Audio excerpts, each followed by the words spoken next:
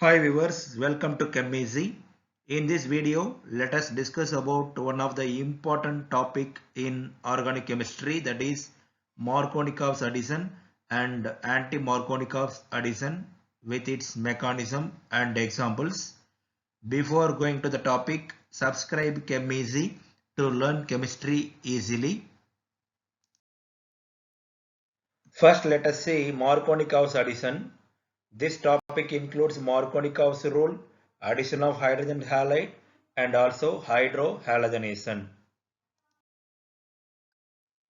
Russian chemist Markovnikov studied a number of addition reactions, and that chemist suggested a rule to predict the course of reaction for addition of hydrogen halides and other unsymmetrical reagents like hydrogen chloride, hydrogen bromide, hydrogen iodide, hypochlorous acid, sulfuric acid to unsymmetrical alkenes. This rule named as Markovnikov's rule. The Markovnikov's rule stated as in the ionic addition of an unsymmetrical reagent, the hydrogen or positive end of the reagent becomes attached to the carbon atom of the double bond bearing the larger number of hydrogen atoms. You can see here this Hg is an unsymmetrical reagent in which the positive end is this hydrogen. So as per this definition, the hydrogen or positive end of the reagent becomes attached to the carbon atom of the double bond bearing the larger number of hydrogen atoms. So in this hydrogen or the positive end attached to this double bond carbon having the larger number of hydrogen atoms. You can see here in this carbon-carbon double bond, this carbon is having two hydrogen atom and this carbon having only one hydrogen atom. So according to Markovnikov's rule, this hydrogen can be attached to this double bond carbon. So in this Markovnikov's addition reactions, alkenes reacts with hydrogen halides by addition across the carbon-carbon double bond to form alkyl halides or haloalkanes. As shown here, this is alkene and here hydrogen halide. Both reacts and this hydrogen halide added to the double bond carbon and forms alkyl halide, which is haloalkane. So we can define hydrohalogenation as reactions involving the addition of a hydrogen atom and a halogen atom to the carbons of a carbon-carbon double bond. Here let us see what will happen if the hydrogen halide is added to symmetrical alkenes. Addition of a hydrogen halide to a symmetrical alkene gives only one product. Here ethylene shown as an example for symmetrical alkenes. It means ethylene consists of a double bond which is an alkene. Both the side of this double bond, that is right and left side, both the side symmetrical groups are there, CH2 and CH2. So this is one of the symmetrical alkenes. When this hydrogen halide, that is hydrogen bromide, added to this symmetrical alkene, we can get only one product, that is ethyl bromide, or we can call it as bromoethane. Here these two both are actually same product, both are ethyl bromide. And another example, 2-butene, which is also one of the symmetrical alkene. You can see here this side CH3 is there and here also CH3 is there. This is also one of the symmetrical alkene.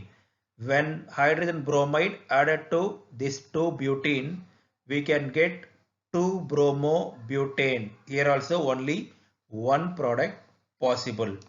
It doesn't matter on which carbon of the double bond the halogen atom is placed. It means in this case, if this bromine atom added to this carbon or this carbon, both are same. We can get 2-bromo-butane only because it is a symmetrical alkene. Here also this bromine can be added to this carbon or this double bond carbon. We can get only ethyl bromide as a product. From this mechanism you can understand why the addition of hydrogen halide to a symmetrical alkene can give only one product. Hydrohalogenation of a symmetrical alkene follows a carbonium ion mechanism. In step 1, ethylene, it means one of the symmetrical alkene taken, and here this is the hydrogen halide. When this hydrogen halide reacts with this ethylene, which forms a bicomplex, and the bicomplex after rearrangement produces this primary carbonium ion. In step 2, nucleophilic attack of bromide ion on the primary carbonium ion gives ethyl bromide as a product. That is only one product formed here. Because of the formation of only one type of carbonium ion from a symmetrical alkene, a single product only formed in this mechanism. Now let us see what will happen when the hydrogen halide added to unsymmetrical alkenes. Hydrogen halide when reacts with an unsymmetrical alkene, two addition products are possible. Hydrogen atom can be placed on one or the other carbon atom of the double bond which is present in unsymmetrical alkenes. For example, propylene with hydrogen bromide can form N-propyl bromide and isopropyl bromide as a product. You can see here propylene, which is one of the unsymmetrical alkenes. It means here also double bond is there, and right side CH3 is there and left side CH2 is there. Both are not symmetrical. So left side different groups attached and right side different groups attached. So this is one of the unsymmetrical alkene. This propylene with hydrogen bromide can give isopropyl bromide and also N-propyl bromide. In these two, isopropyl bromide only major product. So experimentally isopropyl bromide only obtained predominantly. This is another example. Reaction of isobutene with hydrogen bromide.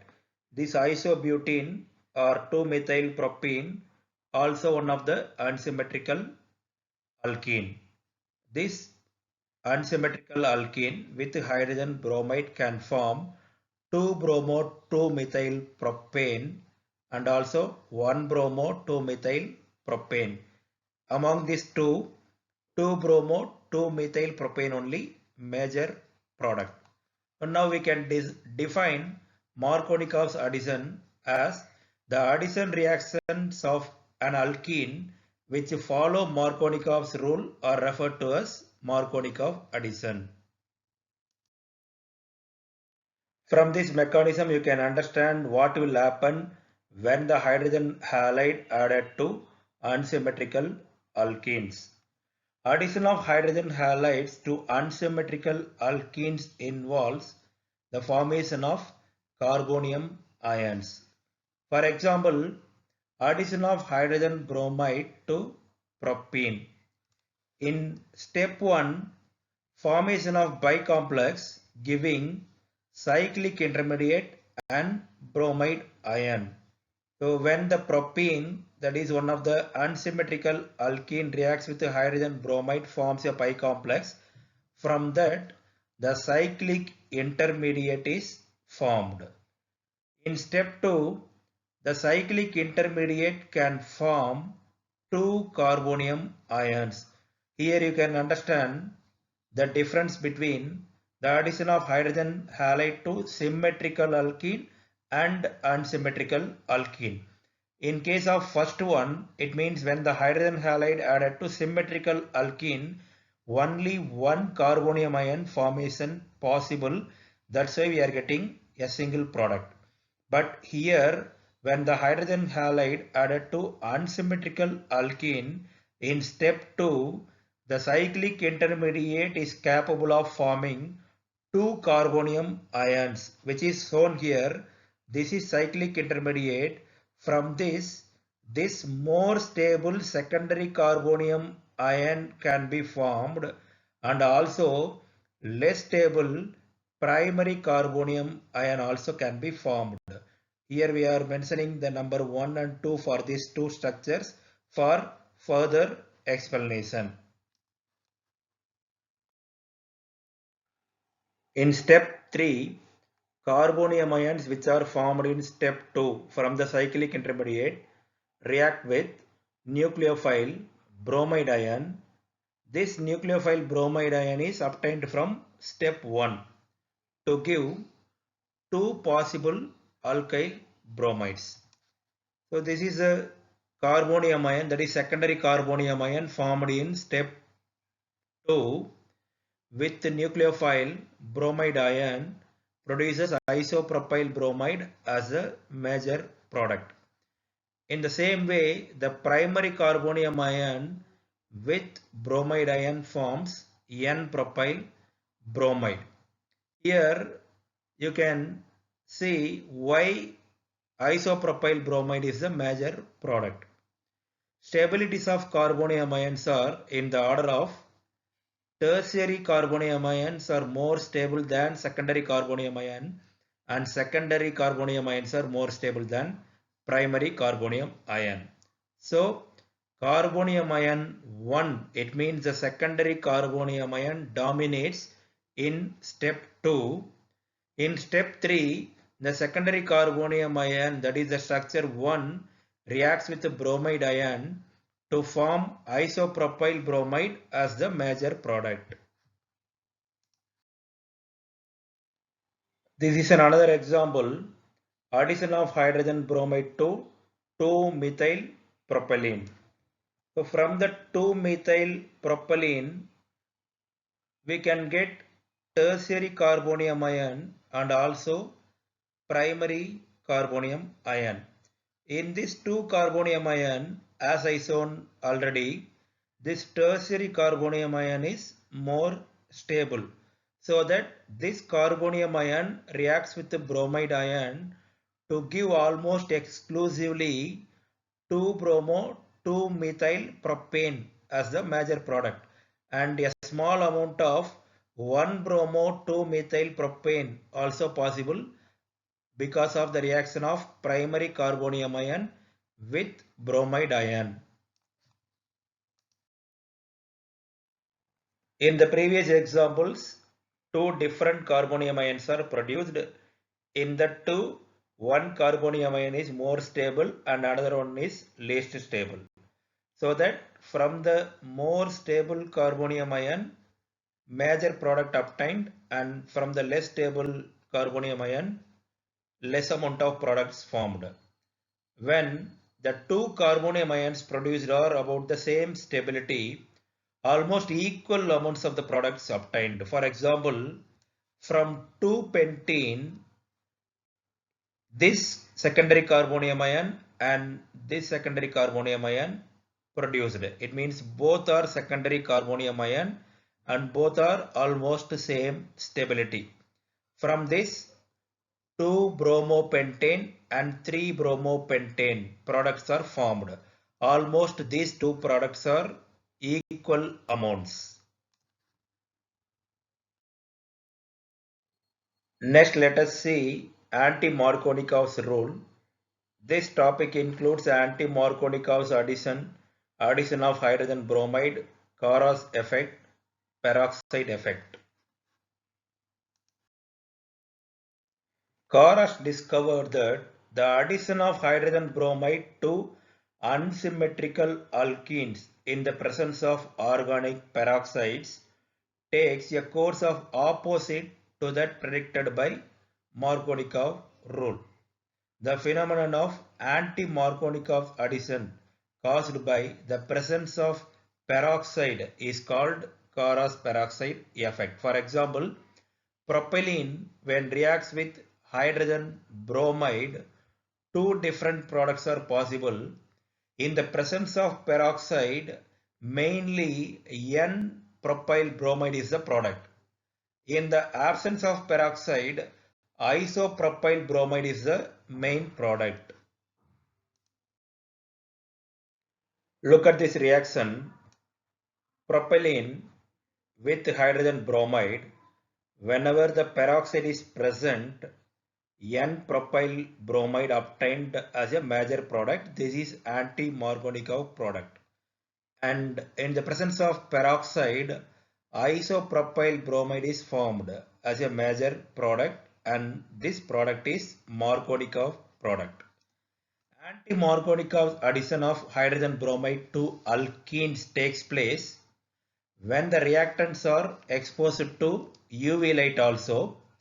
This mode of addition is not the reverse process of Markovnikov's addition.